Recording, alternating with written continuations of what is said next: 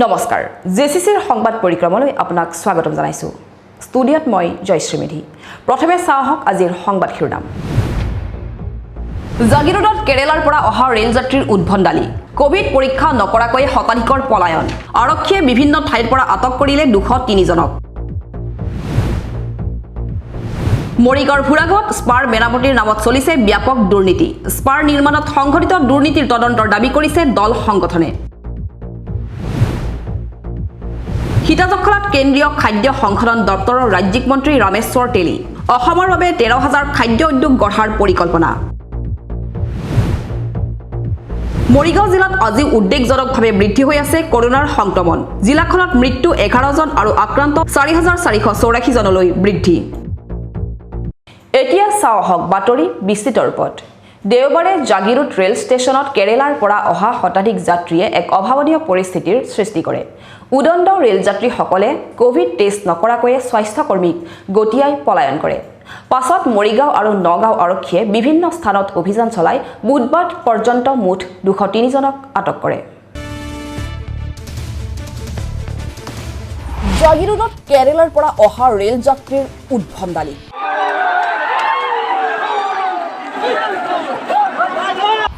Covid পৰীক্ষা নকৰাকৈ শতাধিকৰ পলায়ন জাগিৰোড ৰেলৱে ষ্টেচনত দেওবাৰে এক ভয়ংকৰ কাণ্ড সংঘটিত হয় সম্ভৱ নেকি এনেকৈ মানুহ কেৰেলাৰ পৰা বিবেক এক্সপ্ৰেছ ৰেলগাড়ীখনত অহা শতাধিক যাত্ৰীয়ে উদ্ভণ্ডালিৰ সৃষ্টি কৰি ৰেল ষ্টেচনটোৰ পৰা পলায়ন কৰে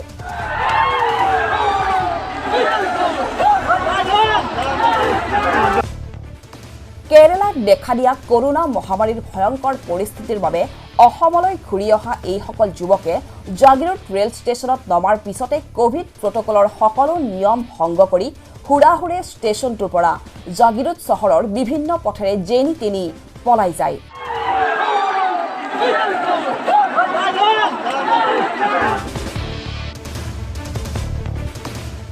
ফলত এক অভাৱনীয় পৰিস্থিতিৰ সৃষ্টি হয়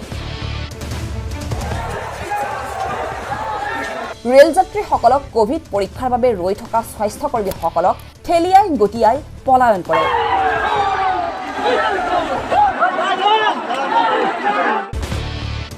কৰোনা মহামাৰীৰ ভয়ংকৰ পৰিস্থিতিৰ মাজতে জাগিৰোডত বহিঃৰাজ্যৰ পৰা অহা ৰেলযাত্ৰীয়ে সংঘটিত কৰা এনে অভাৱনীয় কাণ্ডত আতংকিত হৈ পৰে মৰিগাঁও তথা জাগিৰোডবাসী ৰাইজ তাৰমানে আমি ট্ৰেইনটো অহাৰ লগে লগে মানুহ জেনেৰেলি আজি আনবাৰতকৈ বেছি হৈছে এতিয়া আমি চিষ্টেমেটিক কৰি আছিলোঁ চিষ্টেমেটিক কৰি থাকোঁতে তেওঁলোকে কোভিড প্ৰট'কলটোতো মানাই নাই তাৰ মাজতে আমি কামখিনি কৰি গৈ আছিলোঁ যথাসময়তে আপোনাৰ এটা হুলস্থুলৰ সৃষ্টি কৰিল আৰু আমাৰ হেল্থ কৰ্মীবিলাকক গটিয়াই মানে আপোনাৰ যিবিলাক ৰেড কিট আমি কৰিছিলোঁ সেই ৰেড কিটখিনিও পেলাই দিলে আৰু চব মাছ মৰাৰ নিচিনা দৌৰি পলাবলৈ ধৰিলে ৰেড কিট যিখিনি কৰিছিলোঁ যিবিলাক নেগেটিভ বা পজিটিভ আছিল আমি এতিয়া ধৰিব নোৱাৰা হৈ গ'লোঁ সেইখিনি মানুহকো সেইখিনি গোটেইখিনি লৈ গ'ল বা আনুমানিক আমি 20টামান পেচেণ্টৰ কৰিছিলোঁ কিন্তু সেই 20টামানৰো আমি ৰিজাল্ট দিব নোৱাৰিলোঁ গোটেইখিনি গটিয়াই লৈ গুচি গ'ল এইটো আপোনাৰ কেৰেলাৰ পৰা আহিছিল ট্ৰেইনটো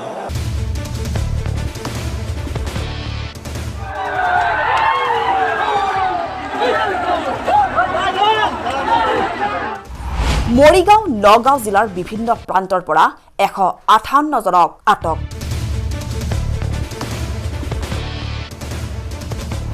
আটকাধীন 14 জনৰ দেহত ধৰা পৰে কোভিড পজিটিভ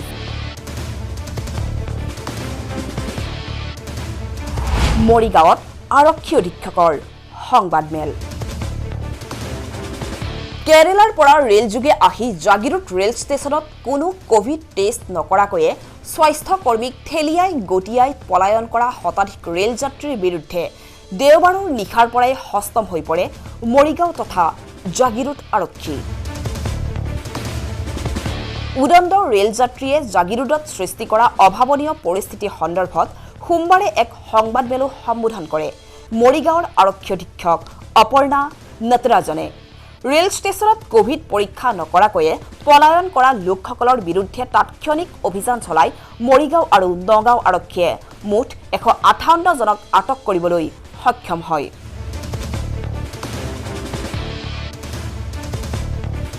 আৰক্ষী অধীক্ষক গৰাকীয়ে জনোৱা মতে আটকাধীন সকলোকে কৰোনাৰ টেষ্ট কৰোৱাৰ পাছত মঙলবাৰ পৰ্যন্ত 14 জনৰ দেহত কোভিড পজিটিভ ধৰা পৰে। উল্লেখযোগ্য যে আৰক্ষীয়ে মৰিগাঁও, জাগিৰোড, নেলি, মায়ং, লাহৰীঘাট, মৈৰাবাৰী, নগাঁও আদিৰ পৰা আটক কৰা এই 158 জনৰ বিৰুদ্ধে জাগিৰোড থানাত গোচৰ ৰুজু কৰে। IPC 143/188/269/353/336/RW51B DM এক্টৰ অধীনত 315/21 নং গোচৰ ৰুজু হয় থানাত। আৰক্ষী অধীক্ষকগৰাকীয়ে জনোৱা মতে এই ঘটনা সন্দৰ্ভত মুখ্যমন্ত্ৰী আৰু ডিজিপিয়ে কঠোৰ ব্যৱস্থা গ্ৰহণৰ নিৰ্দেশ দিয়ে। इन्फॉर्मेशन था, लेकिन ये जो रेलवे स्टेशन में टेस्टिंग हो रहा है इसका जो प्रोसेस है वो GRP was handling it, but ये ट्रेन में इतना आदमी एकदम से बहुत आदमी आ गया, इसीलिए क्राउड अनमैनेजेबल हो गया। इसमें गलती किसका है इससे कोई मतलब नहीं है, we are all a team, तो हम सब एक साथ मिलके ये अभी पैंडेमिक को डिफीट करने में फोकस करना है। तो जो भी भाग गए हैं उनको स्ट्रिक्ट एक्शन लेने में हम सक्सेसफुल हुए हैं, तो इसके लिए I would like to thank everybody for their cooperation. And अभी आगे से जितना भी ट्रेन्स है हम बाकी DRM जो रेलवे का है उनसे भी और GRP से भी हम एक कोऑर्डिनेशन एस्टेब्लिश कर चुके हैं। तो जब भी अभी ट्रेन आएगा हमारा पार्टी रहेगा, हेल्थ टीम का पार्टी रहेगा, so that such incidents don't repeat in future. ইতিমধ্যে ধৃত এইসকল লোকক মঙলবাৰে মৰিগাঁও ন্যায়িক আদালতত হাজিৰ কৰোৱা হয়। জাগিৰোড ৰেল ষ্টেচনৰ পৰা পলায়ন কৰা যাত্ৰীসকলৰ বিৰুদ্ধে মঙলবাৰে নিশা আৰক্ষীয়ে অভিযান চলাই নেলি, ৰূপহী আৰু নগাঁও জিলাৰ বিভিন্ন স্থানৰ পৰা পুনৰ 45 জনক আটক কৰিবলৈ সক্ষম হয়। আজি 45 আছে টোটেল। আমি নেলি এলেকা আছে, তাৰপিছত আপোনাৰ ধৰমটোল আছে, আমাৰ জাগিৰোডো আছে, কোৰ্টলৈ লৈ গৈ আছোঁ। জাগিৰোডত মৰিগাঁও জিলা খাদ্য আৰু অসামৰিক যোগান বিভাগৰ অভিযান।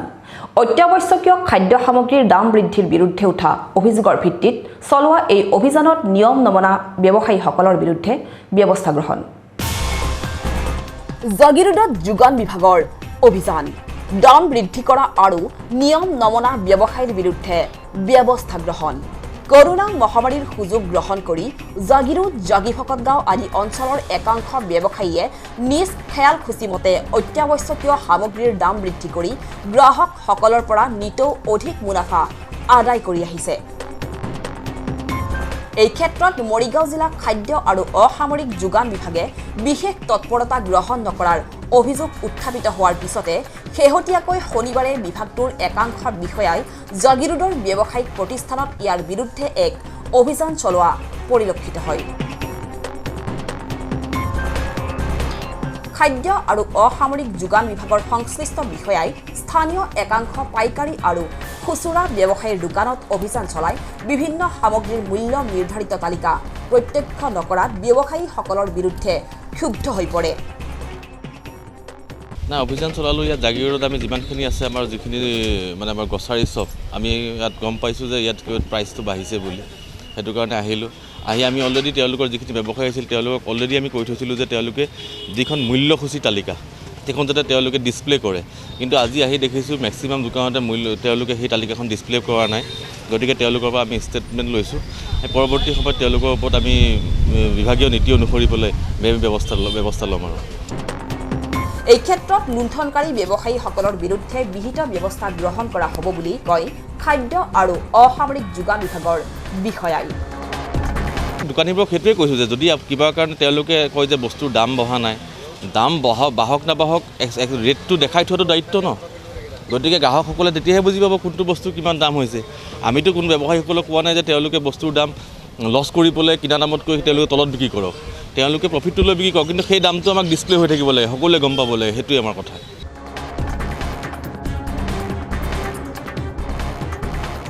আমাৰ জাগিৰ সমষ্টিৰ বিধায়ক তথা শক্তিশালী মন্ত্ৰী পীযুষ হাজৰিকাদেৱকো আহ্বান জনাওঁ যে ক'ভিড নীতি নিয়মখিনিৰ লগতে যাতে এতিয়া দৈনিক অত্যাৱশ্যকীয় সামগ্ৰী এই ব্যৱসায়ীবিলাকে নিজা স্বইচ্ছাই মূল্য বৃদ্ধি কৰি আছে, সাধাৰণ ৰাইজৰ ওপৰত মাধমাৰ পৰিছে, সেইখিনিৰ কাৰণে তেখেতক পদক্ষেপ ল'বলৈ আমি আহ্বান জনালোঁ।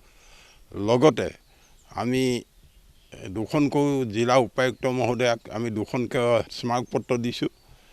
আজি মৰিগাঁও জিলাত এটা বৃহৎ যোগান বিভাগ থকা অৱস্থাটো ব্যৱসায়ীবিলাকে আজি মানে তাকে বস্তু মূল্য মজুত কৰি অনাটনৰ হেৰি দেখি ডেইলি একোটা নিৰ্ধাৰণ কৰিছে।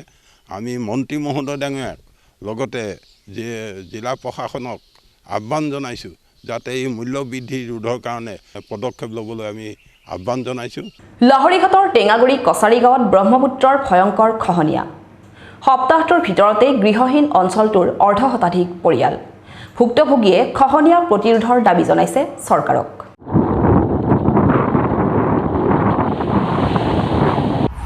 লাহৰীঘাটৰ টেঙাগুৰি কছাৰী গাঁৱত ব্ৰহ্মপুত্ৰৰ ভয়ংকৰ খহনীয়া।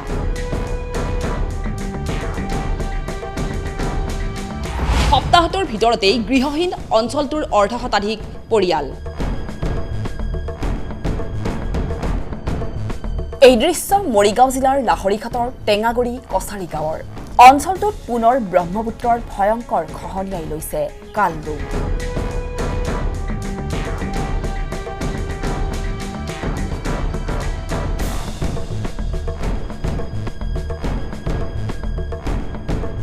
মাত্ৰ এসপ্তাহতে গৃহহীন হৈছে অৰ্ধশতাধিক পৰিয়াল। এতিয়া এনেদৰে খহনীয়াগ্ৰস্তই আপোন ঘৰখন ভাঙি নিৰাপদ স্থানলৈ ঢাপলি মেলিছে। একেদৰে খহনীয়াই ভাবুকি কঢ়িয়াই আনিছে আন বহু পৰিয়াললৈ। উল্লেখযোগ্য যে ইখনৰ পাছত সিখন চৰকাৰ আহিছে, কিন্তু আজিলৈকে লাহৰীঘাট সমষ্টিৰ এই দীৰ্ঘদিনীয়া জ্বলন্ত সমস্যা সমাধান কৰিবলৈ সক্ষম নহল চৰকাৰ প্ৰশাসন। প্ৰতিটো নিৰ্বাচনৰ সময়ত কেৱল সমষ্টিটোৰ লোকসকলক কেৱল বান খহনীয়া সমস্যাৰ সমাধানৰ ভুৱা প্ৰতিশ্ৰুতি দি প্ৰতিটো ৰাজনৈতিক দলে ভোটৰ খেল খেলি আহিছে। সম্প্ৰতি নৱগঠিত চৰকাৰখনক শীঘ্ৰে এই খহনীয়া প্ৰতিৰোধৰ ব্যৱস্থা গ্ৰহণৰ দাবী জনাইছে খহনীয়াগ্ৰস্ত ভুক্তভোগী লোকসকলে। মাত্ৰ এসপ্তাহৰ ভিতৰত এই লাহৰীঘাট বিধানসভা সমষ্টিৰ অন্তৰ্গত টেঙাগুৰি কছাৰী গাঁৱৰ এই অঞ্চলৰ এসপ্তাহৰ ভিতৰত 50টা ঘৰ ইতিমধ্যে এই ব্ৰহ্মপুত্ৰ নদীৰ বুকুত দেখা গৈছে। গতিকে এই বান গৰাখহনীয়া সমস্যাটো আজি নতুন কথা নহয়। বিগত প্ৰায় 35-40টা বছৰ ধৰি এই মৰিগাঁও জিলাৰ উত্তৰ অঞ্চলৰ ৰাইজে মৈৰাবাৰীৰ পৰা আৰম্ভ কৰি বিশেষকৈ লাহৰীঘাট বিধানসভা সমষ্টিৰ ৰাইজে নৰক যাতনা ভুগি আহিছে। আৰু এই 35-40টা বছৰৰ ভিতৰত প্ৰায় শ গাঁও ইতিমধ্যে এই ব্ৰহ্মপুত্ৰ নদীৰ বুকুত যা গ'ল। কোনো এটা চৰকাৰে এই দুখীয়া দৰিদ্ৰ কৃষক ৰাইজৰ যি দীৰ্ঘদিনীয়া সমস্যা, এই সমস্যাটো স্থায়ীভাৱে সমাধান কৰাৰ ক্ষেত্ৰত তেওঁলোকে চিন্তা নকৰিলে।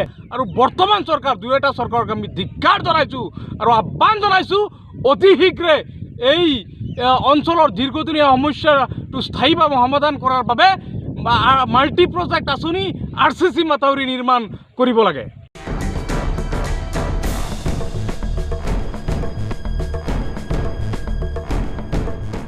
সীতাজখলাত কেন্দ্ৰীয় খাদ্য সংসাধন দপ্তৰৰ ৰাজ্যিক মন্ত্ৰী ৰামেশ্বৰ তেলী। লকডাউনৰ সময়ত কোনো খাদ্য উদ্যোগ যাতে বন্ধ নাথাকে তাৰ ওপৰত অধিক গুৰুত্ব প্ৰদান কৰে মন্ত্ৰীগৰাকীয়ে। কোভিড সৃষ্ট পৰিৱেশৰ মাজতো ক্ষুদ্ৰ আৰু বৃহৎ খাদ্য উদ্যোগসমূহে গা কৰি নুঠে তাৰ ওপৰতো বিশেষ পদক্ষেপ লোৱাৰ কথা কয় মন্ত্ৰী ৰামেশ্বৰ তেলীয়ে। সীতাজখলাত কেন্দ্ৰীয় খাদ্য সংসাধন দপ্তৰৰ ৰাজ্যিক মন্ত্ৰী ৰামেশ্বৰ তেলী। লকডাউনৰ সময়ত কোনো খাদ্য উদ্যোগ বন্ধ থাকিব নালাগে। অসমৰ বাবে 13,000 ক্ষুদ্ৰ খাদ্য উদ্যোগৰ পৰিকল্পনা। কেন্দ্ৰীয় খাদ্য সংসাধন দপ্তৰৰ ৰাজ্যিক মন্ত্ৰী ৰামেশ্বৰ তেলীয়ে সোমবাৰে জাগিৰোডৰ সীতাজখলা দুগ্ধ উৎপাদক সমবায় সমিতিৰ এটা কাৰখানা পৰিদৰ্শন কৰে। এই কোভিড-সৃষ্ট পৰিস্থিতিত দুগ্ধ উন্নয়ন প্ৰকল্পটোত কেন্দ্ৰীয় চৰকাৰে গ্ৰহণ কৰিবলগীয়া আঁচনিসমূহৰ বিষয়ে সমবায়খনৰ অধ্যক্ষ ৰঞ্জিত শৰ্মা প্ৰমুখ্যে অন্যান্য বিষয়ববীয়াৰে এক যোগাত্মক আলোচনাত মিলিত হয়। কেন্দ্ৰীয় খাদ্য প্ৰস্তুতকৰণ ৰাজ্যিক মন্ত্ৰী ৰামেশ্বৰ তেলীয়ে অসমত চলি থকা ক্ষুদ্ৰ আৰু বৃহৎ খাদ্য উদ্যোগসমূহ কোভিড-সৃষ্ট পৰিস্থিতিৰ মাজতো যাতে বন্ধ নহয় তাৰ বাবে প্ৰধানমন্ত্ৰীৰ নিৰ্দেশ মৰ্মে 600 কোটি টকা ব্যয় কৰা হ'ব বুলি ঘোষণা কৰে। চিটা জখলা এই প্ৰজেক্টটো চাবলৈ আহিছিলোঁ কাৰণ আপোনালোক জানে লকডাউন সময়ত ভাৰতবৰ্ষত কোনো খাদ্য উদ্যোগ আমি বন্ধ থাকিব নালাগে বুলি কৈছোঁ আৰু তাৰ কাৰণে ইতিমধ্যে মই বিভিন্ন খাদ্য উদ্যোগবিলাকত গৈছোঁ আৰু তেওঁলোকৰ কি প্ৰব্লেম আছে কি সমস্যা আছে সেই সমস্যাবিলাক আমাক কওক আমি কেনেকৈ সমাধান কৰিব পাৰোঁ তাৰ কাৰণে আমি ইতিমধ্যে সমাধান কৰিবৰ কাৰণে চেষ্টা চলোৱা হৈছে আৰু ঠিক তেনেকৈ আজি এই চিটা জখলা প্ৰজেক্টটো চাবলৈ আহিছোঁ আৰু ইয়াৰ যিজন চেয়াৰমেন তেওঁৰ লগত তেওঁৰ গোটেই কমিটি তেওঁলোকৰ এক্সপাৰ্ট এইবিলাকৰ লগত কথা পাতিছোঁ আৰু কৈছোঁ আমাৰ মিনিষ্ট্ৰীৰ ফালৰ পৰা আপোনালোক যেনেধৰণৰ সহায় বিচাৰে আমি দিবৰ কাৰণে প্ৰস্তুত হৈ আছোঁ। নলবাৰী জিলাৰ মেগা ফুড পাৰ্ক আদিৰ দৰে অসমৰ 33খন জিলাত খাদ্য প্ৰস্তুতকৰণৰ বাবে সৰু সৰু উদ্যোগ গঢ়ি তোলাৰ উদ্দেশ্যেৰে খাদ্য সংসাধন মন্ত্ৰালয়ে বহুতো আঁচনি গ্ৰহণ কৰিছে বুলিও মন্তব্য প্ৰকাশ কৰে ৰামেশ্বৰ তেলীয়ে। নলবাৰীত ইতিমধ্যে মেগা ফুড পাৰ্কত প্ৰায় 150-200 কোটি টকা খৰচ কৰা হৈছে। মিনি ফুড পাৰ্ক ইতিমধ্যে মই মন্ত্ৰী হোৱাৰ পিছত 6টা মিনি ফুড পাৰ্ক ইতিমধ্যে চেংচন দিছোঁ। তেওঁ সাংবাদিকৰ আগত সীতাজখলাৰ যি সমস্যা আছে সেয়া সমাধান কৰা হ'ব বুলি কয়। তেওঁ লগতে আৰু কয় সমগ্ৰ দেশতে দেখা দিয়া কোভিড-সৃষ্ট এই জটিল পৰিস্থিতিত সৰু ডাঙৰ কোনো এটা খাদ্য উদ্যোগ যাতে বন্ধ হৈ থাকিবলগীয়া নহয় তাৰ বাবে কেন্দ্ৰীয় চৰকাৰে যৎপৰোনাস্তি চেষ্টা অব্যাহত ৰাখিছে। সমগ্ৰ দেশতে এই 5 বছৰত প্ৰায় 2 লাখ ক্ষুদ্ৰ খাদ্য উদ্যোগ গঢ়ি তোলাৰ বাবে ব্যৱস্থা গ্ৰহণ কৰিছে। ইয়াৰ ফলস্বৰূপে উত্তৰ পূৰ্বাঞ্চলত 20,000 আৰু অসমত 13,000 এনে উদ্যোগ গঢ়ি তোলা হ'ব বুলিও উল্লেখ কৰে ৰামেশ্বৰ তেলীয়ে। লগতে তেওঁ এই উদ্যোগসমূহ গঢ়ি তোলাৰ বাবে চৰকাৰৰ জৰিয়তে ছাবচিডি দিয়া হ'ব বুলি জানিবলৈ দিয়ে। এইটো এটা ইউনিট স্কিমৰ যোগেদি আমাৰ ফৰৱাৰ্ড বেকৱাৰ্ড লিংকেজ নামৰ এটা স্কিমৰ যোগেদি আমি নিশ্চয় এই গাখীৰ ফেক্টৰীটোত আমি সহায় কৰিব পাৰোঁ। ঠিক তেনেকৈ ইতিমধ্যে আপোনালোক নিশ্চয় গম পাইছে যে আমি গোটেই ভাৰতবৰ্ষত প্ৰধানমন্ত্ৰী formalisation micro' food processing industry ইতিমধ্যে আমি 2 লাখ ইণ্ডাষ্ট্ৰী কৰিম গোটেই ভাৰতবৰ্ষত আৰু এই হিচাপে আমি 10% নৰ্থ ইষ্টে পাওঁ। তো 10% যদি হয় 20,000 নৰ্থ ইষ্টত ইতিমধ্যে মাইক্ৰ' ইতিমধ্যে ফুড প্ৰচেছিং হ'ব আৰু ঠিক তেনেকৈ অসমে 13,000 মাইক্ৰ' ফুড প্ৰচেছিং ইণ্ডাষ্ট্ৰী কৰিবৰ কাৰণে সিদ্ধান্ত লৈছোঁ 5 বছৰত, য'ত নেকি ছাবচিডি 10 লাখলৈকে পাব।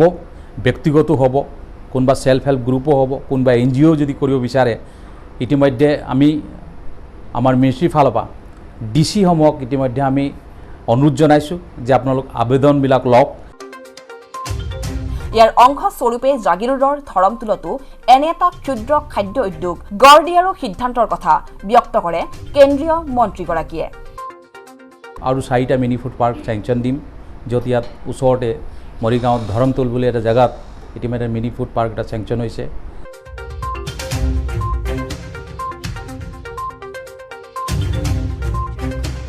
মৰিগাঁৱৰ ফুৰাগাঁৱত স্পাৰ মেৰামতিৰ নামত চলিছে ব্যাপক দুৰ্নীতি অনিয়ম। ঘূৰ নিদ্ৰাত মৰিগাঁও জিলা সম্পদ বিভাগ। এই স্পাৰ নিৰ্মাণত সংঘটিত দুৰ্নীতিৰ উপযুক্ত তদন্তৰ দাবী কৰিছে স্থানীয় দল সংগঠনে। যি সময়ত জলসম্পদ বিভাগৰ মন্ত্ৰী পীযুষ হাজৰিকাই বিভাগটোৰ দুৰ্নীতিগ্ৰস্ত ঠিকাদাৰৰ বিৰুদ্ধে কঠোৰ হৈছে, তেনে সময়তে কিন্তু ব্যাপক দুৰ্নীতি আৰু অনিয়ম সংঘটিত হৈছে ফুৰাগাঁৱত স্পাৰ মেৰামতিৰ নামত।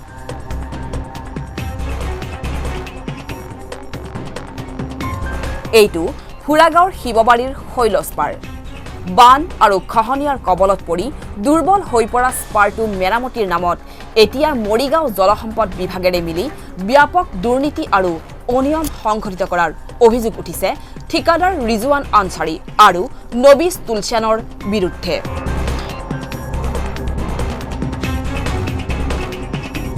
মেৰামতিৰ কাম সম্পূৰ্ণ নহওঁতেই এনেদৰে ফাটি গৈছে ব্যৱহাৰ কৰা জিঅ' বেগ। এনেদৰে জিঅ' বেগত বালি ভৰাই কোনো চিলাই নকৰাকৈয়ে পেলাই থৈ গৈছে, ফলত ওলাই গৈছে বালিবোৰ। একেদৰে যোৱা 2 মাহ ধৰি জিঅ' বেগত বালি ভৰাই এনেদৰেই গোটেই কামটো আধৰুৱা কৰি ৰাখিছে। উল্লেখযোগ্য যে 2019-20 বৰ্ষত SDRFৰ জৰুৰীকালীন আঁচনিৰ অধীনত চৰকাৰে মোকলাই দিছিল 2,78,72,000 টকা। ঘোঁৰাগাঁও শিৱবাৰীৰ পশ্চিমফালে যিটো স্পাৰ আছিল, আকৌ স্পাৰটো ৰিপেয়াৰিং হৈ আছে জিঅ' বেগত। জিঅ' বেগত ৰিপেয়াৰিং হৈছে, হ'লেও মানে আধৰুৱা কৰি সিহঁতে এৰি থৈ গুচি গ'ল। এতিয়ালৈকে কৰিম বুলি কৈ এতিয়ালৈকে অহা নাই, কোনো কাম কৰা নাই, আধৰুৱা পেলাই থৈ গুচি গ'ল। এয়া আধা জিঅ' বেগ বালু লুট কৰি পেলাই এনেকুৱা এৰি থৈ গুচি গ'ল। এতিয়া আমাৰ লগত কৈ আছে যে আহিম, আজিলৈকে অহা নাই। বাৰিষাৰ দিন আহি গ'ল, পানী সোমাব এতিয়া, আজিলৈকে আহি পোৱা নাই। একদম নিম্ন জিঅ' বেগবিলাক দিছে, এনে বৰষুণতে মানুহ ফচা ককাকে ফাটি গ'ল। এতিয়া বাৰিষাৰ ছিজন আহিলেতো আৰু এনেই নামি গুচি যাব, ফাটি যাব। চৰকাৰে এতিয়া এইটো তদন্ত লওক, চৰকাৰৰ তৰফৰ পৰা অনুৰোধ আমাৰ, ভালদৰে যাতে কামটো হয়। অভিযোগ মতে আঁচনিৰ সিংহভাগ ধন লুণ্ঠনৰ বাবে মৰিগাঁও জলসম্পদ বিভাগৰ বিষয়া অভিযন্তাৰে মিলি ঠিকাদাৰ দুগৰাকীয়ে নিম্নমানৰ জিঅ' বেগ ব্যৱহাৰ কৰিছে। ইফালে বাৰিষা সমাগত যদিও আজিও স্পাটোৰ বাকী থকা কামখিনি সম্পূৰ্ণ কৰি নুতুলিলে। ফলত এইবাৰ বাৰিষা নদীত পানী হ'লেই দুৰ্বল স্পাৰটো খহি পৰাৰ সম্ভাৱনাই অধিক হৈ পৰিছে। স্পাৰৰ যিটো কাম হৈ আছে, এইটো কামটো বস্তাটো আপোনাৰ যেটা আগৰ কাম হৈছিল স্পাৰৰ, সেইটো বস্তা দিয়া নাই। ৰাইজৰ নিৰ্ভৰতে কেনেকৈ পাব? কাম কণ্ট্ৰেক্টৰ কামটো ভালদৰে কৰিলেহে পাব। কণ্ট্ৰেক্টৰ কাম যেটা আগৰ জিঅ' বেগ আছে সেইটো পেলাই নাই, এইটো ডুপ্লিকেটটো পেলাই আছে, বস্তা ফাটি গৈছে, কামটো স্পেচিয়েলটো হোৱা নাই। আমাৰ চৰকাৰবিলাক তদন্ত ল'ব লাগে এইটো। এই সন্দৰ্ভত স্থানীয় কোনো লোকৰে কথাত গুৰুত্ব নিদিয়ে বিভাগটোৰ বিষয়া অভিযন্তাই। সেয়েহে এতিয়া স্থানীয় সচেতন ৰাইজৰ লগতে দল সংগঠনে জলসম্পদ মন্ত্ৰী পীযুষ হাজৰিকাক বিষয়টোৰ তদন্ত দাবী কৰিছে। ইয়াক ক'লা বেগ আৰু বগা বেগৰ ইউজ কৰিছে। আমি তেতিয়া অফিচাৰক সুধিছিলোঁ, বিভাগীয় ইঞ্জিনিয়াৰক, যে আপোনালোকে ছাৰ ক'লা বেগ আৰু বগা বেগ ব্যৱহাৰ কৰি আছে। নহয়, বগা বেগৰ বোলে ইহঁতে ছাকচেছ পাইছে। কিন্তু এতিয়া দেখা গ'ল যে মাৰ্চৰ আধালৈকে কাম কৰিলে, এতিয়া 2 মাহৰ ভিতৰতে বহুত বস্তা ফাটি গ'ল বা বালি নাইকিয়া হৈ গ'ল। যিখিনি কাম আধৰুৱা হৈছে, এই কামখিনি বানপানী হোৱাৰ আগতে কামখিনি শেষ কৰিবৰ কাৰণে আৰু যি দুৰ্নীতি হৈছে, এই দুৰ্নীতি তদন্ত কৰি উপযুক্ত ব্যৱস্থা গ্ৰহণ কৰিবৰ কাৰণে আমি অসম জাতীয়তাবাদী যুৱ ছাত্ৰ পৰিষদ বুঢ়াক আঞ্চলিক সমিতিয়ে দাবী জনাইছোঁ।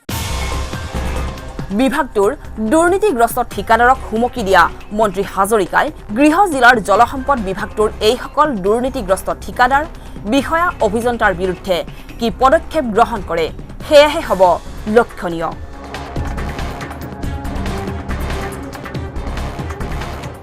মৰিগাঁৱত শিক্ষামন্ত্ৰী ডাক্তৰ ৰণোজ পেগু, কেন্দ্ৰীয় মন্ত্ৰী ৰাজনাথ সিঙৰ লগত হোৱা আলোচনাৰ পিছতে এখন সংবাদমেল অনুষ্ঠিত কৰি শিক্ষামন্ত্ৰীগৰাকীয়ে মেট্ৰিক আৰু হায়াৰ ছেকেণ্ডাৰী চূড়ান্ত পৰীক্ষা সন্দৰ্ভত কেতবোৰ গুৰুত্বপূৰ্ণ মন্তব্য কৰে। ছাত্ৰ ছাত্ৰীক পৰীক্ষাত অৱতীৰ্ণ হ'ব পৰাকৈ প্ৰস্তুতি অব্যাহত ৰখাৰ আহ্বান জনায় শিক্ষামন্ত্ৰীগৰাকীয়ে। কোভিড পৰিস্থিতিৰ মাজতেই দেওবাৰে মৰিগাঁও তিৱা স্বায়ত্ত পৰিষদত উপস্থিত হ'ল শিক্ষা ভৈয়াম জনজাতি উন্নয়ন মন্ত্ৰী ৰণোজ পেগু। তিৱাৰ বিভিন্ন সমস্যাৰাজিৰ বিষয়ে বুজ লয় মন্ত্ৰীগৰাকীয়ে। লগতে তিৱা পৰিষদত 6ষ্ঠ অনুসূচীত অন্তৰ্ভুক্ত বিষয়টোক কেন্দ্ৰীয় চৰকাৰৰ লগত আলোচনাৰ কথাও ঘোষণা কৰে। তদুপৰি পৰিৱেশ পৰিস্থিতি ভাল হ'লে মেট্ৰিক আৰু উচ্চ মাধ্যমিক পৰীক্ষা শীঘ্ৰে অনুষ্ঠিত হ'ব বুলিও জানিবলৈ দিয়ে মন্ত্ৰীগৰাকীয়ে। আমাৰ তিৱা স্বায়ত্তশাসিত পৰিষদখনৰ কাম কাজ আৰু তেওঁলোকৰ যিসমূহ সমস্যা আছে, এই সমস্যাসমূহৰ বুজ লোৱাৰ কাৰণে মই নিজে তিৱা স্বায়ত্তশাসিত পৰিষদৰ মুখ্য কাৰ্যালয়ত আহি উপস্থিত হ'লোঁ।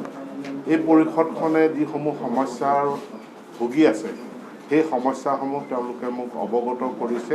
আমি এই বিষয়ে আজি কিছু আলোচনা কৰিছোঁ আৰু কেইদিনমান পাছত আমি বিতংভাৱে অসম চৰকাৰৰ মাননীয় বিত্তমন্ত্ৰী ডাঙৰীয়াৰ লগত লগত লৈ পেলাই আমি মুখ্যমন্ত্ৰীৰ নিৰ্দেশ মতে তেওঁৰ দিশ নিৰ্দেশনাত আমি এই সমস্যাসমূহ দিশবোৰতো আমি আলোচনা কৰিম আৰু তৎকালীনভাৱে আমি ব্যৱস্থা গ্ৰহণ কৰিম যাতে তিৱা স্বায়ত্তশাসিত পৰিষদখন এই অঞ্চলৰ উন্নয়নৰ এক শক্তিশালী এজেঞ্চি হিচাপে আত্মপ্ৰকাশ কৰিব পাৰে তাৰ কাৰণে আমি ব্যৱস্থা গ্ৰহণ কৰিছোঁ।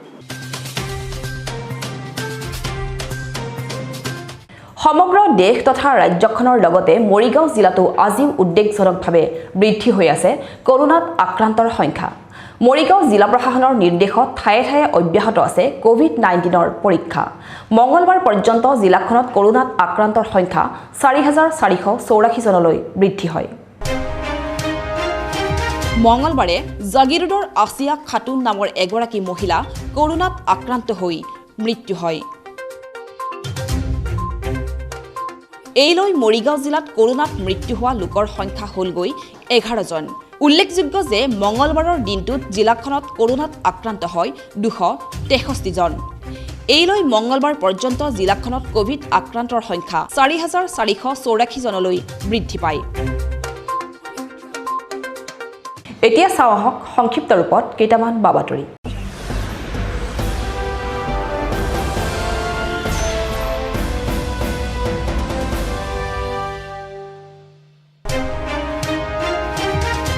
জাগিৰোডৰ কালিবাৰী ঘুনুচা অঞ্চলটো শনিবাৰে প্ৰশাসনে কণ্টেইনমেণ্ট জোন হিচাপে ঘোষণা কৰে। জিলাখনৰ লগতে জাগিৰোড চহৰৰ কেতবোৰ এলেকাত কৰোনাৰ সংক্ৰমণ বৃদ্ধি হোৱাৰ প্ৰতি লক্ষ্য ৰাখি প্ৰশাসনে অঞ্চলটোক কণ্টেইনমেণ্ট জোন ঘোষণা কৰে।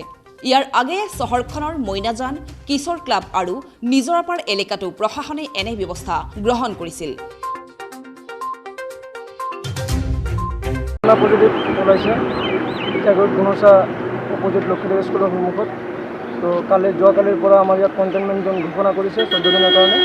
ইয়াত বাহিৰা মানুহ ভিতৰত সোমোৱা নিষেধ আৰু ইয়াৰ ভিতৰত যিখিনি মানুহ আছে সেইখিনি বাহিৰত ওলোৱা নিষেধ।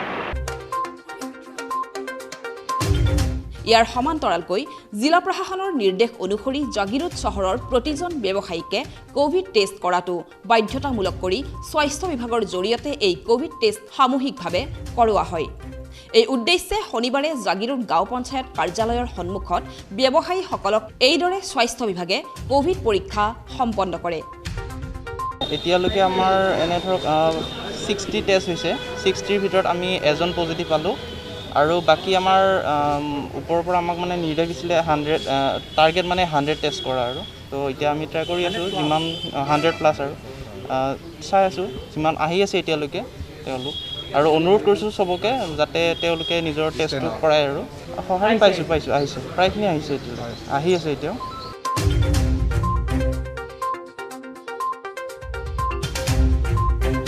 আজি মৰিগাঁও জিলাৰ প্ৰশাসনৰ নিৰ্দেশ মৰ্মে মৰিগাঁও জিলাত সকলো বজাৰ হাটবিলাকৰ দোকানীবিলাকক কোভিড টেষ্ট কৰাৰ কাৰণে এটা নিৰ্দেশ দিছিলে। সেই নিৰ্দেশ মৰ্মে আজি আমি জাগিৰোডতো এটা নিৰ্দেশ পঠাইছিলে। সেই হিচাপে আমি জাগিৰোড ব্যৱসায় সন্থা সেই উদ্যোগটো লৈ পেলাই সকলো দোকানীক অনুৰোধ কৰিছিলোঁ যে এনেকুৱা কোভিড টেষ্টটো কৰিব লাগে। প্ৰশাসনৰ নিৰ্দেশক সঁহাৰি জনাই ভালে সংখ্যক দোকানী আহি পেলাই কোভিড টেষ্ট কৰাইছে।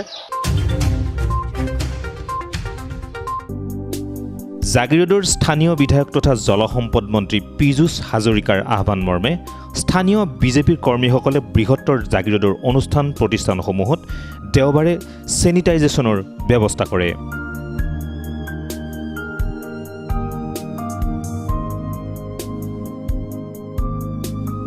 উল্লেখ্য যে বিগত কিছুদিন ধৰি জাগিৰোড অঞ্চলত কৰোনা আক্ৰান্তৰ সংখ্যা বৃদ্ধি পোৱালৈ লক্ষ্য ৰাখি বিজেপিৰ কৰ্মীসকলে লয় এই বিশেষ পদক্ষেপ। জাগিৰোড সমষ্টিৰ সন্মানীয় বিধায়ক তথা অসমৰ মন্ত্ৰী শ্ৰদ্ধাৰ পীযুষ হাজৰিকাদেৱৰ নিজৰ প্ৰচেষ্টাত আৰু দলীয় সতীৰ্থসকলক লৈ আজি গোটেই জাগিৰোডখন ছেনিটাইজ কৰা হৈছে। মন্ত্ৰী মহোদয় ছেনিটাইজৰ এইখিনি গুৱাহাটীৰ পৰা পঠাইছে। তাতে বিভূতি বৰঠাকুৰ তেখেত আমাৰ বিজেপিৰ এক্সিকিউটিভ ষ্টেট এক্সিকিউটিভ তেখেতো আহিছে। তেখেতৰ নেতৃত্বতে আমি জাগিৰোডৰ হস্পিটেলৰ পৰা আদি কৰি এই থানাখন ছেনিটাইজ কৰা হৈছে আৰু প্ৰত্যেকটো দোকান জাগিৰোডৰ সমস্ত জাগিৰোডৰ দোকানসমূহ আমি আজি ছেনিটাইজ কৰাৰ আজি কাৰ্যসূচী।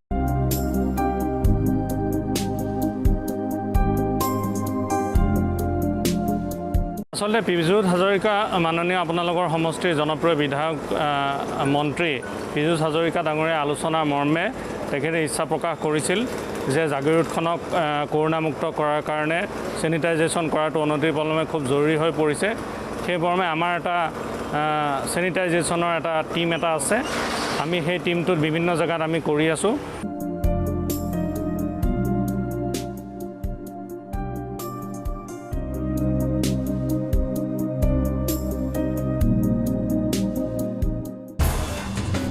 লাহৰীঘাটৰ ভোৰাগাঁৱত জুৱাৰীৰ বিৰুদ্ধে আৰক্ষীৰ অভিযান 4 জুৱাৰীক গ্ৰেপ্তাৰ কৰি জেল হাজতলৈ প্ৰেৰণ। ভোৰাগাঁও আৰক্ষী থানাৰ অন্তৰ্গত বালিডুংগা গাঁৱত শনিবাৰে নিশা জুৱা খেলি থকা অৱস্থাত এক গোপন খবৰৰ ভিত্তিত ভোৰাগাঁও আৰক্ষীয়ে জুৱাৰীকেইটা গ্ৰেপ্তাৰ কৰিবলৈ সক্ষম হয়। গ্ৰেপ্তাৰ কৰা জুৱাৰীকেইটা হৈছে চৌকত আলী, ছফিকুল হক, জুলহাজ আলী আৰু জিয়াবুৰ ৰহমান। জুৱাৰীকেইটাৰ পৰা আৰক্ষীয়ে নগদ 18,500 টকাসহ ভালেমান তাজপাত উদ্ধাৰ কৰে। যোৱাকালি আমি এটা গোপন তথ্যৰ ক্ৰম খেদি আমি জুৱা খেল বালিডুঙাত অবৈধভাৱে চলি থকাৰ এটা সন্ধান পাইছিলোঁ আৰু সেই মৰ্মে সেই ইনফৰ্মেশ্যনটো আমি ফ'ল' আপ কৰি আমি 4জন জুৱাৰীক কৰায়ত্ব কৰিবলৈ সক্ষম হৈছোঁ। চৌকত আলী, জিয়াবুৰ ৰহমান, জুলহাজ আলী, ছফিকুল হক আৰু তেওঁলোকৰ পৰা আমি কিছুমান প্লেয়িং কাৰ্ডছ আৰু নগদ 18,500 টকা আমি ৰিকভাৰী কৰিবলৈ সক্ষম হৈছোঁ। আমাৰ নতুনকৈ ইতিমধ্যে মৰিগাঁও জিলাত জইন কৰা নতুন SP মেডামে আমাক ইতিমধ্যে নিৰ্দেশ জাৰি কৰিছে যিবিলাক ইলিগেল এক্টিভিটিছ আছে তাৰ বিৰুদ্ধে অভিযান চলাব লাগে আৰু সেই মৰ্মে আমি অভিযান চলাই আহিছোঁ। আৰু তাৰ বাহিৰে আমি পৰহিও আমাৰ বটালিমাৰীৰ পৰা এজন কৰায়ত্ব কৰিবলৈ সক্ষম হৈছোঁ।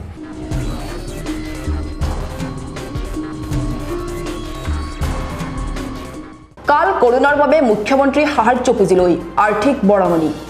সদৌ অসম মাধ্যমিক বিদ্যালয় কাৰ্যালয় সহায়ক সন্থাৰ এদিনৰ বৰঙণি। সমগ্ৰ দেশৰ লগতে অসমতো কাল কৰোনাই সংহাৰী ৰূপ ধাৰণ কৰিছে। এই ক্ষেত্ৰত ৰাজ্য চৰকাৰক সহযোগিতা আগবঢ়োৱাৰ উদ্দেশ্যে বিভিন্ন অনুষ্ঠান প্ৰতিষ্ঠানকে ধৰি ব্যক্তিগতভাৱেও ৰাজ্যৰ বাসিন্দাসকলে মুখ্যমন্ত্ৰী সাহায্য পুঁজিলৈ আগবঢ়াই আহিছে আৰ্থিক অনুদান। কাল কৰোনা ৰোধৰ বাবে ৰাজ্যবাসীলৈ মুখ্যমন্ত্ৰীয়ে জনোৱা আহ্বানৰ সঁহাৰি জনাই সদৌ অসম মাধ্যমিক বিদ্যালয় কাৰ্যালয় সহায়ক সন্থাৰ অন্তৰ্গত প্ৰায় 5,000 কাৰ্যালয় সহায়কে এদিনৰ মূল দৰমহা এই মুখ্যমন্ত্ৰী সাহায্য পুঁজিলৈ আগবঢ়োৱাৰ সিদ্ধান্ত গ্ৰহণ কৰে। অসমৰ মুখ্যমন্ত্ৰী মহোদয়ে কৰোনা মহামাৰী ৰোধৰ বাবে যি সাহায্যৰ বাবে প্ৰস্তাৱ আগবঢ়াইছিল, পৰামৰ্শ আগবঢ়াইছিল আৰু সদৌ অসম কৰ্মচাৰী পৰিষদৰ বিষয়ববীয়াসকলে যি প্ৰস্তাৱ আগবঢ়াইছে তাৰ প্ৰতি আমি সদৌ অসম মাধ্যমিক বিদ্যালয় কাৰ্যালয় সহায়ক সন্থাৰ তৰফৰ পৰা সম্পূৰ্ণ সহযোগিতা আগবঢ়াইছোঁ আৰু আমাৰ তৰফৰ পৰাও আমি এদিনৰ মূল দৰমহা মুখ্যমন্ত্ৰীৰ সাহায্য পুঁজি তথা আৰোগ্য নিধিলৈ আগবঢ়োৱাৰ কাৰণে আমি প্ৰস্তাৱ ঘোষণা কৰিছোঁ। সেই অনুসৰি সন্থাৰ তৰফৰ পৰা লক্ষাধিক টকাৰ বৰঙণি উক্ত পুঁজিলৈ দিয়াৰ ব্যৱস্থা কৰে বুলি কয় সন্থাৰ ৰাজ্যিক সভাপতি হৰিশ কুমাৰ শইকীয়া আৰু সাধাৰণ সম্পাদক যতীন শইকীয়াই। এই উদ্দেশ্যে সন্থাই মুখ্যমন্ত্ৰীলৈ বুধবাৰে এখন পত্ৰ প্ৰেৰণ কৰে। আমাৰ কৰ্মচাৰীৰ সংখ্যা 5,000তকৈ অধিক আৰু প্ৰতিজনৰ পৰা 1,000কৈ ধৰিলেও 50 লাখ টকা হৈ যাবগৈ পাৰে। গতিকে সেইফালৰ পৰা আমি যিমানখিনি পাৰোঁ আমাৰ প্ৰতিজন বন্ধুৱে সেইটো সহায় কৰিব আৰু মই আশা ৰাখিছোঁ আমাৰ পে' যিটো ছিষ্টেম সেই ছিষ্টেমতে আগৰ দৰে যোৱা বছৰৰ দৰে এই বছৰ যাতে সম্পূৰ্ণ সেই একেটা নীতিকে প্ৰয়োগ কৰে। আমি সকলো কৰ্মচাৰীয়ে যাতে এদিনৰ দৰমহা সাহায্য হিচাপে আগবঢ়াব পাৰোঁ, আমাৰ সমাজখন যাতে উপকৃত হয়, উন্নত হয়, তাকে কামনা কৰিছোঁ।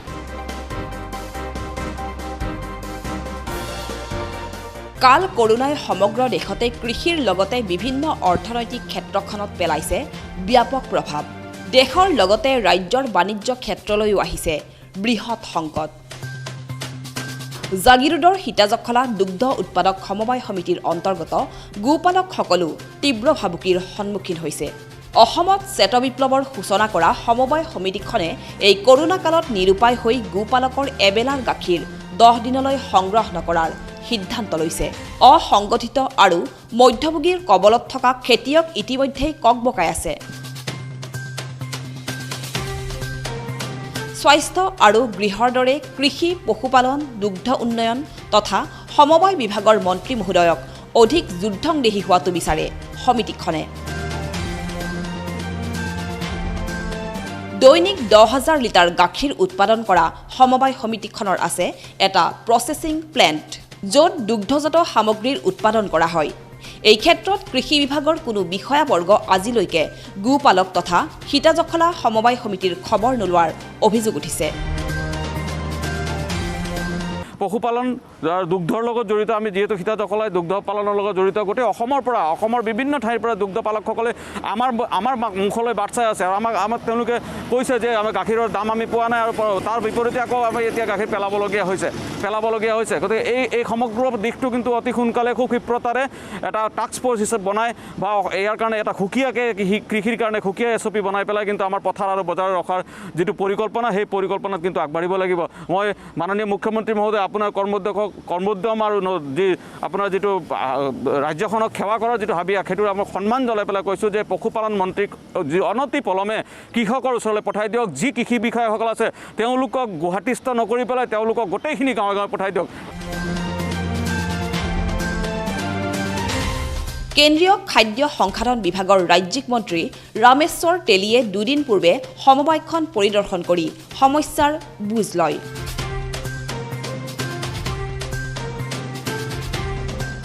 মঙলবাৰে নিশা সোণাপুৰত সংঘটিত হয় এক শোকাবহ পথ দুৰ্ঘটনা।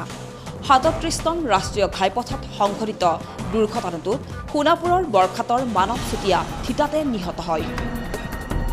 ঘটনাৰ বিৱৰণী মতে অচিনাক্ত এখন জাইল বাহনৰ খুন্দাত নিহত হয় লোকজন। বৰখাটৰ নিজ গৃহৰ সন্মুখতে ৰাষ্ট্ৰীয় ঘাইপথৰ দুৰ্ঘটনাটো সংঘটিত কৰি উজনি অসম অভিমুখে পলায়ন কৰে বাহনখনে। দুৰ্ঘটনা সন্দৰ্ভত আৰক্ষীয়ে তদন্ত অব্যাহত ৰাখিছে। বাইদেউৰ ঘৰটো আছেতো আমাৰ তাতে বহি তাৰ পৰা ঘৰলৈ আহি আছিলে। তেতিয়া গুৱাহাটীৰ পৰা নগাঁও অভিমুখী গাড়ী এখনে মানে তেতিয়া আহিলে আমিও আগত আছিলোঁ দৌৰ মাৰি আহিলোঁ আমি, কিন্তু অলৰেডি গাড়ীৰ পৰা হস্পিটেলত অনালৈকে তেওঁ মানে যেতিয়া হস্পিটেলত আহি পালে ডক্টৰে মৃত বুলি ঘোষণা কৰিলে মুনচিতিয়া। গাড়ীখন আমি দেখা নাই, কিন্তু অন্য এজন স্পটত ল'ৰা আছিলে মানে যেতিয়া প্ৰথম দেখা গ'লে XUV 500 বগা ৰঙৰ বুলি কৈছিলে।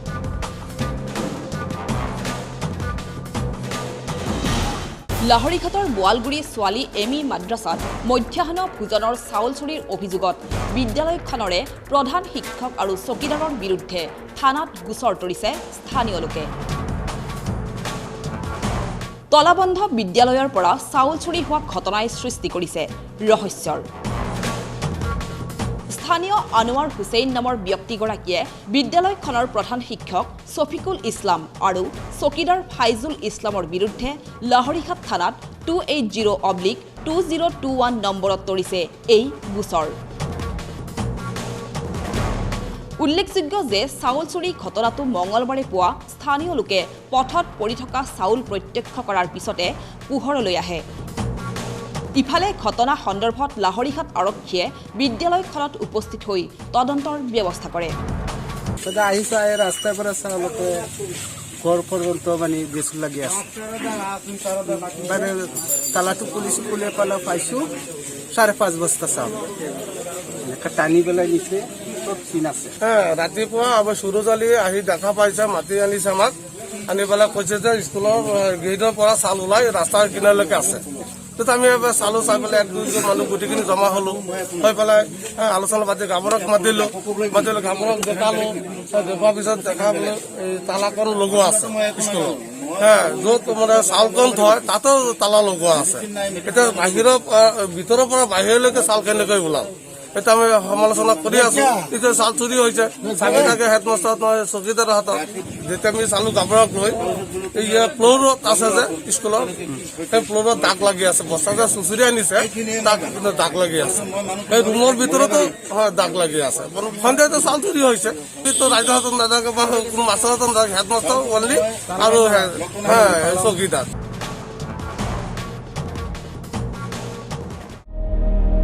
আমচুৰ কেন্দ্ৰীয় সমিতিৰ নিৰ্দেশ অনুসৰি আমচুৰ জাগিৰত আঞ্চলিক শাখায়ো তেওঁলোকৰ কাৰ্যালয়ত বুধবাৰে অনুষ্টুপীয়াকৈ শ্বহীদ দিৱস পালন কৰে। চৰকাৰী সকলো প্ৰট'কল মানি উপস্থিত বিষয়ববীয়াসকলে পতাকা উত্তোলন, শ্বহীদ তৰ্পণ আৰু স্মৃতিচাৰণ আদি কাৰ্যসূচীৰে অনুষ্ঠানৰ সামৰণি মাৰে।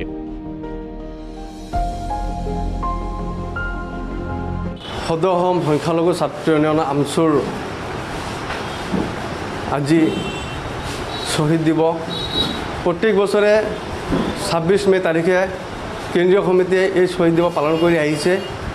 এইবাৰ যিহেতু কোভিড প্ৰট'কলৰ প্ৰভাৱ চলি আছে, তাৰ বাবে সেই শ্বহীদ দিৱস কাৰ্যসূচী পালন কৰিবলৈ সম্ভৱপৰ নহ'ল। ঠিক তেনেকৈ কেন্দ্ৰীয় সমিতিৰ নিৰ্দেশ মৰ্মে গোটেই অসমৰ প্ৰত্যেক জিলাই আঞ্চলিকৰ উদ্যোগত এই কাৰ্যসূচী 5জনকৈ প্ৰতিনিধি লৈ পালন কৰাৰ কাৰণে যি নিৰ্দেশনা জাৰি কৰিছিলে, সেই নিৰ্দেশনা মৰ্মে আজি মৰিগাঁও জিলা সংখ্যালঘু ছাত্ৰ ইউনিয়ন আমচুৰ অন্তৰ্গত জাগিৰোড আঞ্চলিক আমচুৰ উদ্যোগত আজি এই কাৰ্যসূচী পালন কৰা হয়। জাগি উচ্চতৰ মাধ্যমিক বিদ্যালয়ৰ অৱসৰপ্ৰাপ্ত শিক্ষক তথা মায়ং ৰাজহ চক্ৰৰ অন্তৰ্গত বৰভেটি গাঁৱৰ নিবাসী সুৰেন্দ্ৰ নাথ হাজৰিকা অলপতে বাৰ্ধক্যজনিত কাৰণত পৰলোকপ্ৰাপ্তি ঘটে। মৃত্যুৰ সময়ত সৰ্বৰহী শিক্ষকগৰাকীৰ বয়স আছিল প্ৰায় 90 বছৰ। শেহতীয়াকৈ জাগিৰোডৰ নতুন গাঁৱত থাকি মৃত্যু হোৱা অৱসৰপ্ৰাপ্ত শিক্ষকগৰাকীয়ে 2জন পুত্ৰ, এগৰাকী জীয়ৰীক এৰি থৈ গৈছে। আজিৰ সংবাদ পৰিক্ৰমা ইমানতে সামৰিছোঁ। জাগিৰোড, মৰিগাঁও আৰু ইয়াৰ কাষৰীয়া বিভিন্ন অঞ্চলৰ বা বাতৰিলৈ আমি আপোনালোকৰ মাজলৈ আহোঁ প্ৰতি বুধবাৰে সন্ধিয়া আৰু বৃহস্পতিবাৰে পুৱা। গতিকে চাবলৈ নাপাহৰিব আপোনালোকৰ প্ৰিয় অনুষ্ঠান JCCৰ সংবাদ পৰিক্ৰমা। ধন্যবাদ।